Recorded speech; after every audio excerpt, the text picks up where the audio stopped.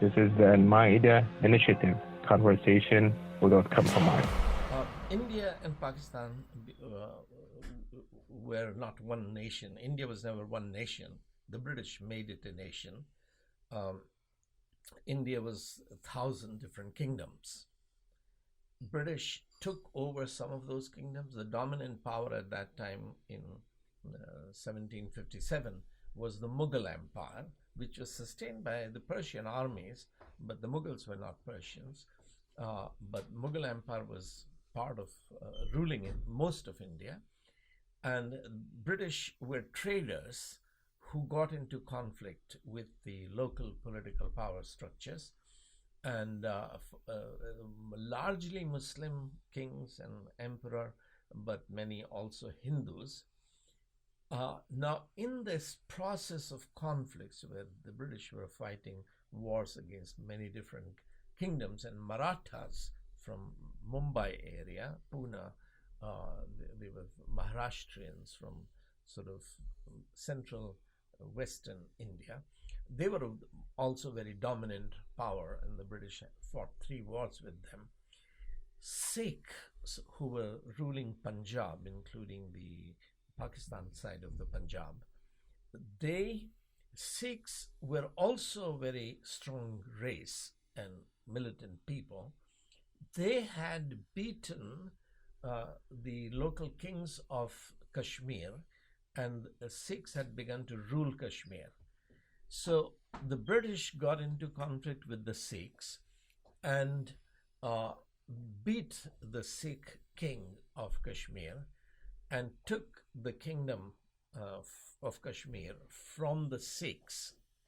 So, although the Srinagar area, the 5 districts, are Muslim dominant, the Kashmir was actually ruled by a Sikh when the British took over. But British at that time were based in Calcutta, and there was no train and there was no transportation, there were no planes, so they couldn't really administer Kashmir. The British power came from sea power, and they were naval power, but Kashmir had no sea, so they couldn't go there. So they sold Kashmir after winning it from Sikhs to the Hindu who was managing Kashmir on behalf of the Sikh rulers. So the manager was Hindu. He had a lot of black money, illegal money, and he paid the British and became the king.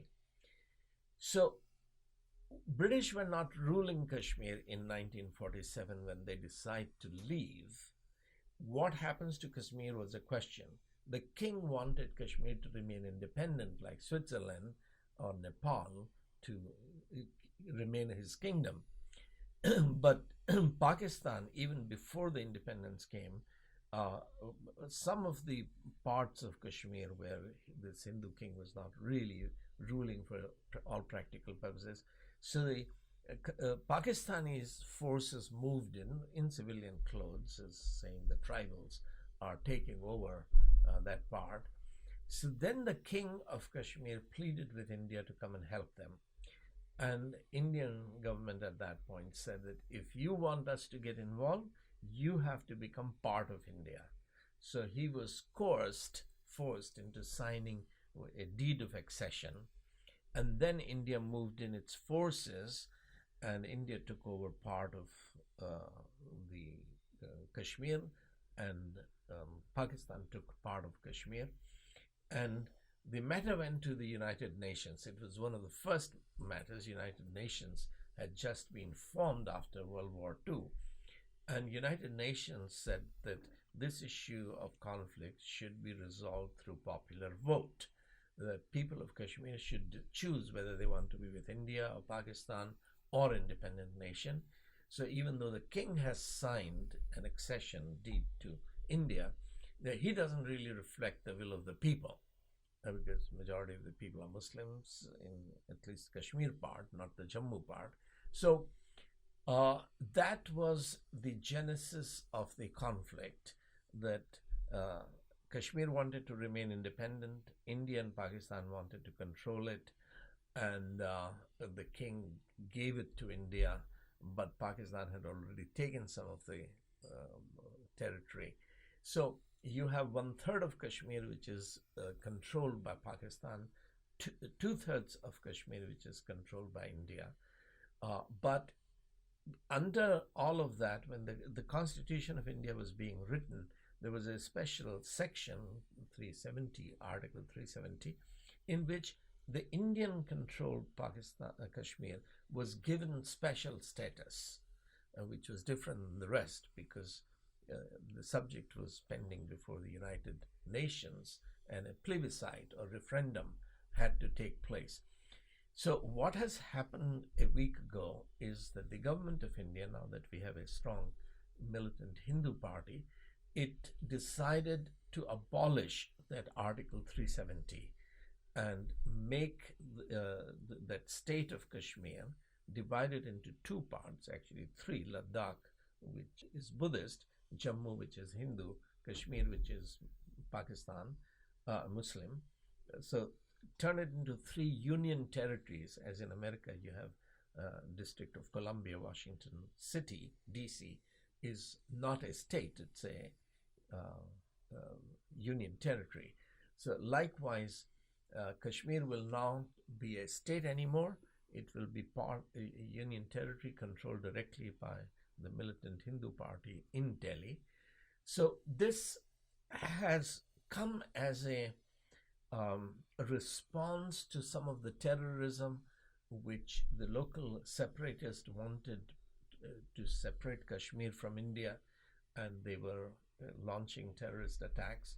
So there is a lot of sympathy with India from around the world that yes, there was a legitimate genuine terrorist activity, and India had to do something, and India is now going to rule firmly from Delhi. And so even President Trump, and American sentiment, is supporting it. Now, the question is that it is a slap in the face of Islam. Whether it's constitutionally valid or not is a question that has been challenged in the Supreme Court, and the Supreme Court of India will decide whether what the government of India has done is constitutional or not. There are very good reasons to say that what has happened is unconstitutional.